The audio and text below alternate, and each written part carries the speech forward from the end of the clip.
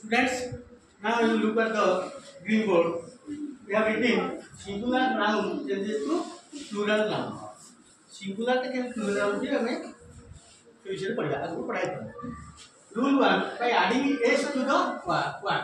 जे कुछ वर्ड रे s लगेगी वो सिंगुलर को प्लूरल कर देते हैं जी boy boys cat cats dog dogs book books general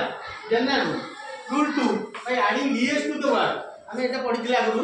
तो वर्ड रो शेष रे s ch ss ss थिबो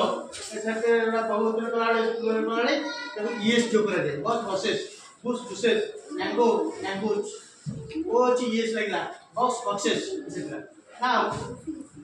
changing आगोटे को रूल अछि changing the spelling of the word row spelling change करि कि मध्य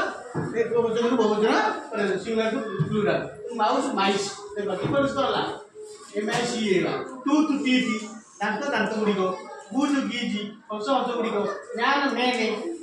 इंटरनल भावेल एटा भावेल जेने O U A I O U vowel internal vowel change जेने ओ यू टा आई एला